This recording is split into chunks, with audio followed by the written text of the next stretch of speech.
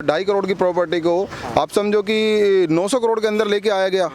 जो किरीट सोमैया ने जो खुलासा किया है वो बहुत बहुत अच्छा काम किया है और मैं समझता हूं कि जो किरीट सोमैया ने काम किया, आज केंद्र सरकार को उसको संज्ञान में लेके उद्धव ठाकरे सरकार ऊपर जांच कमेटी बैठानी चाहिए और जो भी दोषी पाया जाए उनको सलाखों के पीछे कर देना चाहिए। देखिए, उद्धव ठाकरे और संजय राउत ये दोनों, पहले भी मैंने इनका कई बार इनको वार्न किया है कि ये गलत जो कर रहे हैं इनको भुगतान तो करना पड़ेगा, आज नहीं तो कल ये सलाखों के पीछे जाने वाले हैं। आप चाहे सुशांत सिंह का ले लीजिए, कंगना रनौत को ले लीजिए,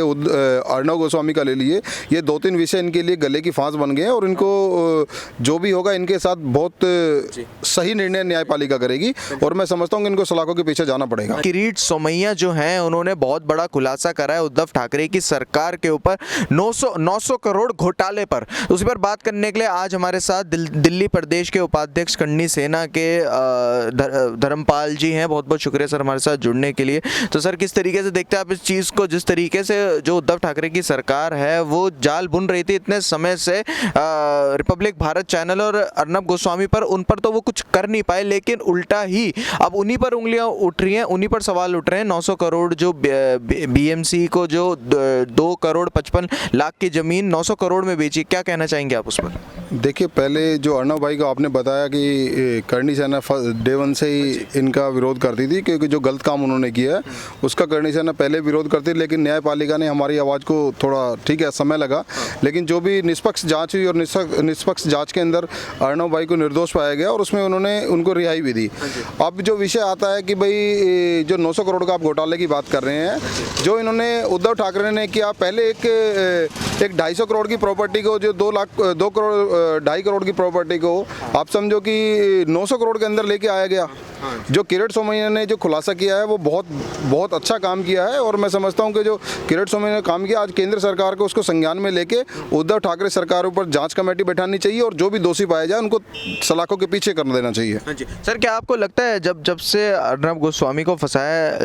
जाता रहा है, उसके बाद से एक जो बात है वो खुलकर सामने ये आती थी कि इसके पीछे मुंबई जो पुलिस है वो तो कठपुतली है ही, वो इशारों पर नाचती है महाराष्ट्र सरकार के, लेकिन महाराष्ट्र सरकार के ऊपर कहीं ना कोई बड़ी पावर ज़रूर है जो महाराष्ट्र सरकार को कंट्रोल कर रही है। तो क्या लगता है आपको, क्या ये बात जो है ये अब सच साबित होती हुई दिख रही है? क्योंकि डी गैंग और दाऊद गैंग के हमेशा से बहुत अच्छे कनेक्शन रहे हैं महाराष्ट्र से और मुंबई से, तो क्या लगता है आपको? देखिए, ये तो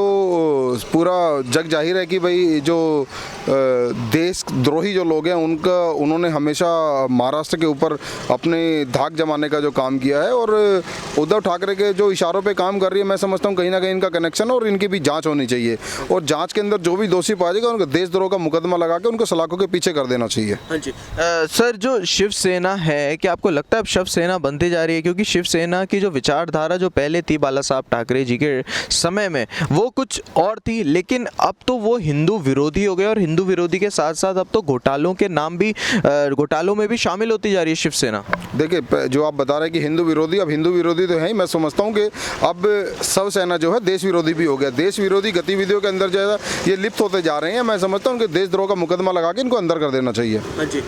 वहीं अगर सर हम देखें कि उद्धव ठाकरे जो हैं वो किस तरीके से शिवसेना को शिवसेना में तब्दील करते जा रहे हैं, तो क्योंकि शिवसेना में कई ऐसे नेता भी हैं जो अभी भी हिंदूवादी विचारधारा रखते हैं और हिंदूवादी और देशभक्ति की जो भावना है उनके अंदर अभी भी है, तो कैसे उद्धव ठाकरे और आदित्य ठाकरे इन सब ने कैसे धज्जियां उड़ा दी हैं अपनी पार्टी के कुछ लोगों की? देखिए, उद्धव ठाकरे और संजय राउत ये दोनों, पहले भी मैंने इनका कई बार इनको वार्न किया है कि ये गलत जो कर रहे हैं इनको भुगतान तो करना पड़ेगा, आज नहीं तो कल ये सलाखों के पीछे जाने वाले हैं। आप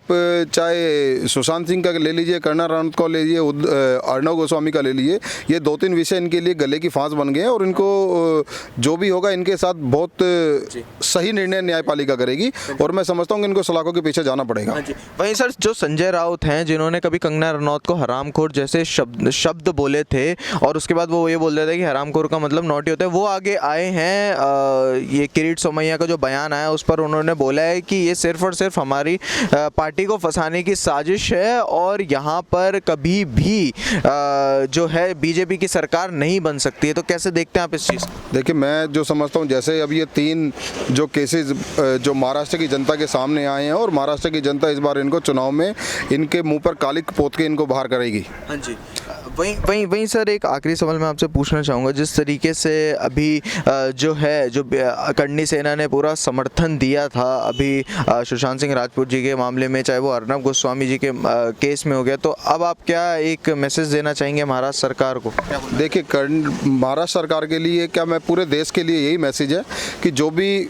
गलत काम करेगा करणी सेना उसके खिलाफ काम करेगी, और करणी सेना देश हित और देश की अखंडता और सभ्यता के लिए करणी सेना हमेशा तत्पर आगे रहेगी। चाहे उसमें कोई आम आदमी हो, अगर कोई आम आदमी गलत काम करता है तो करणी सेना उसका भी विरोध करेगी, कोई शासित आदमी होगा तो उसका भी विरोध करेगी। करणी सेना सही के साथ है और गलत के खिलाफ है। हाँ जी। सर एक और सवाल, क्या आपको लगता है जो मेन जो दिक्कत है वो क्या, जो हमें पता है जैसे महाराष्ट्र में गठबंधित सरकार है, एनसीपी और शिवसेना और जो है कांग्रेस, इन तीनों की गठबंधित सरकार, तो क्या जो दिक्कत है वो क्या शिवसेना से हटकर हम देख सकते हैं कि कांग्रेस में ही है? क्योंकि जहाँ पर भी कांग्रेस जहाँ पर भी रही है वहाँ पर हमेशा देश विरोधी चीज़ें, देश विरोधी गतिविधियाँ और जो हिंदूवादी जो सोच है उसको दबाने का हमेशा से काम हुआ है। तो क्या आपको लगता है कि जो मेन जो परेशानी है वो क्या कांग्रेस पार्टी के साथ है कि जहाँ पर भी वो चले जाते हैं वहाँ पर देश विरोधी चीज़ें और हिंदू विरोधी विचारधाराएं हावी हो जाती? क्या लगता है आपको? देखिए, ये कांग्रेस की मानसिकता हमेशा से ये रही है कि हिंदुस्तान में कभी हिंदुओं का राज ना हो, हिंदुस्तान कभी हिंदू राष्ट्र ना बन पाए। इनके लिए इनके कई ऐसे नेताओं के बयान आते हैं जो कि देश विरोधी गतिविधियों के अंदर, मैं तो जब अब ये समझिए कि जम्मू कश्मीर के अंदर एक वो आता है कि भाई यहाँ पे तिरंगा नहीं फहरा सकते आप, हम अपने देश के अंदर अगर हम अपना तिरंगा नहीं फहरा सकते तो क्या पाकिस्तान का फहराएंगे? आज अगर मैं हिंदुस्तान के अंदर रहने वाला व्यक्ति अगर हिंदुस्तान जिंदाबाद के नारे बोलता हूँ तो मेरे ऊपर देशद्रोह का मुकदमा लगता है। और जो हिंदुस्तान के अंदर रह के जो हिंदुस्तान का खाते हैं, हिंदुस्तान का करते हैं और वही पाकिस्तान की जय करते हैं, तो उनको आप बिरयानी खिलाते हो, तो ये बड़ा गलत है और इसका विरोध हमेशा हम करते रहेंगे और ऐसा कभी होने नहीं देंगे। अगर ऐसा कोई मामला संज्ञान में आएगा तो करणी सेना मुंह तोड़ जवाब देगी। हाँ जी, बहुत बहुत शुक्रिया सर।